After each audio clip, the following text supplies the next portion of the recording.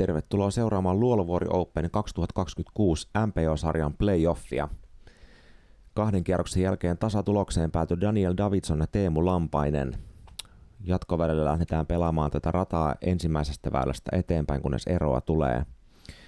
Daniel aloittaa. Daniel hakee tähän ensimmäiseen väylään kämmentä. Heittää siitä hyvin gapin läpi. Päätyy ehkä vähän liikaa oikealle, olisi halunnut vasemmalle, ei ollut kovin tyytyväinen.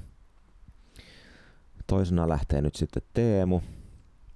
Teemu lähtee hakemaan tätä avausta rystyllä. Varmaan heittää ihan putteria kannelta tähän. Haluaa tosta hyssällä päästä nyt sitten gapin läpi ja vasemmalle sinne keskelle väylää. Hyvä keskittyminen, siitä lähtee korkea hysse. Osuu hyvin gappiin, välttää ne alimmat oksat. Osuu varmaan aika hyvin sinne väylälle. Tähän tuli Teemu. Ihan hyvälle paikalle, vähän enemmän vasemmalle kuin missä haluaisi olla. Haluaisi varmaan olla tuossa vähän keskemmällä. Tästä pystyy kuitenkin heittämään gappiin. Ihan korille heittäminen on tästä vaikeeta, mutta ihan pirkko pitäisi olla ihan mahdollinen, kun osuu tuohon gappiin hyvin. Eli varmasti driverilla lähdetään hakemaan kovaa hysseä tuosta gapista läpi.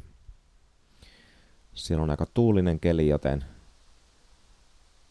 täytyy ottaa vähän huomioon se, että mitä tuuli tekee, kun kiekko tulee tuosta gapista läpi. Että kori on tosiaan tuolla kalliolla vasemmalla. Pitäisi päästä vähän korkeallekin, että olisi mahdollisuus ylittää se kallion korkein kohta. Ja kori on siellä aika suojassa. Pysähtyy siinä, keskittyy ja heittää siitä napakan hyssen. Sieltä tulee ja ottaa hyvät skipit kalliolta. Skippaa varmaan ihan sinne kakkosrinkiin asti. Erinomainen heitto nyt Teemulta. Danielta lähtee tästä toinen heitto. Lähtee näköjään hakemaan ihan vaan puttia tosta gapin läpi. Ehkä aliarvioi siinä vähän tuulen ja putti flippaa sinne oikealle, jää matalaksi. Ei pääse avoimelle, vaan jää nyt vähän tänne puiden keskelle. Tää on nyt tosi haastava paikka heittää. Teemu on siellä jo eagle-putilla ja Danielin 3. lähtee tästä. Lähtee korkealle ja stallaa, feidaa sinne vähän puiden sekaan vasemmalle kallion taakse. Daniel on nyt sieltä heittämässä 4. Aika vaikea paikka, ei edes nähdä Danielia tästä. Katsotaan, sieltä tulee ehkä jonnekin kakkosrinkiin Danielin 4. heitto. Mutta Teemulla on tässä nyt sitten jo eagle-putti.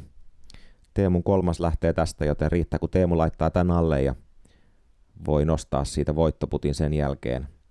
Siinä on vähän tuulista ja ollaan kalliolla, niin Teemu näköjään keskittyy hyvin ja puttaa tästä matalalta, ettei tule mitään yllättäviä reaktioita. Erinomaista pelaamista. Siihen ihan korijuureen, ei ota mitään turhia riskejä. Ja Danielkin pistää siitä parputin vaan alle, nostaa bogin ja antaa sen jälkeen Teemun nostaa voittoputin sisään. Eli toiseksi tuli Daniel Davidson ja kilpailun voittaja tulee tässä. Teemu Lampainen nostaa sitä Pirkon ykkösväylälle ja voittaa sudareissa. Vuoden 2026 Luolavuori Open voittaja Teemu Lampainen.